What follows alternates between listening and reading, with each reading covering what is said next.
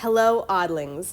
My name is Ella Odd, and I've been doing digital art for years. Outside of Pokemon, I mostly do character art, which is what I'm going to art school for. I started doing Pokemon art a little over a year ago, and I didn't expect it to become such a big part of my life. I've been a fan since I was a tiny kid, thanks to my brother, and I've always had a strong interest, but ever since doing my own region, I've been hooked. The region in question is Altea, which is based after Greece, well, ancient Greece, and Atlantis. All of the Pokemon in this video will be from this region.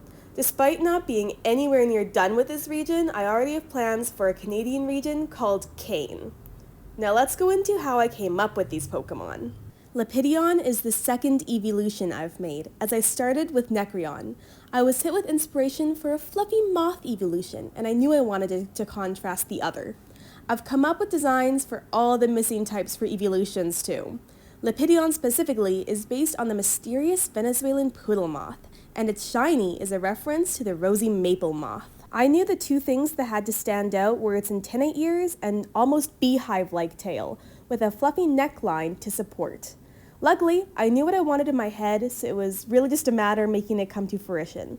I love drawing my antennae in this almost leaf-like way to make them feel fluffier. I also wanted it to feel up on the air, and if these were Eevee ears or bug antennae. Next, I had to decide on the color palette. I wanted subdued colors, but I did brighten it later. The end result is Lepidion, the imitation bug Pokemon. It's a non-confrontational Pokemon and uses its antennae to feel vibrations. It is, of course, a mono bug type. It uses its quick little legs to try and avoid battle. This next Pokemon is my region's mythical. It's based after the Oracle of Delphi, Pythia, who was surrounded by fumes that gave her visions and is often depicted sitting on a strange chair, draped in fabrics. I really wanted to come up with a Pokemon that was serene, but cute. First, I came up with this little doodle. I do thumbs for most of the Pokemon in my region. I knew I wanted it to sit on this little ball, but it took some time to get some proportions right.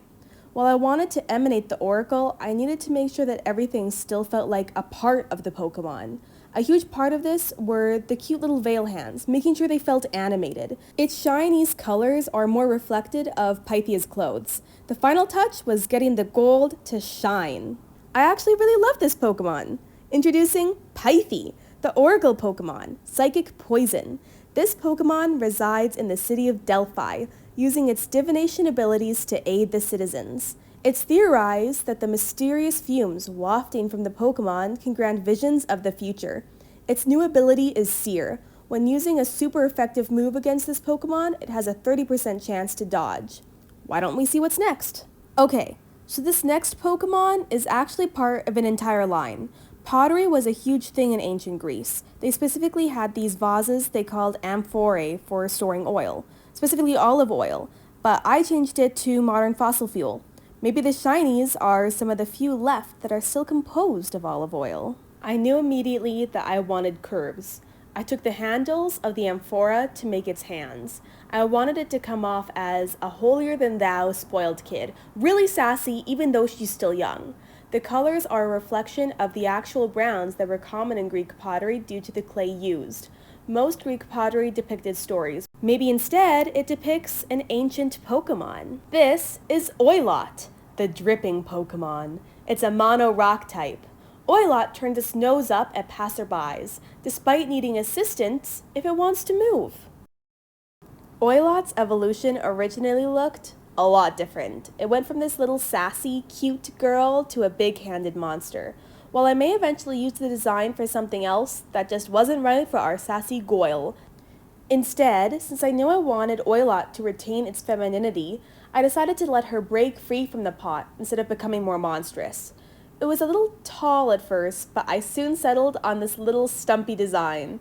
Because I planned on keeping the colors the same through the entire line, I knew each silhouette had to be unique.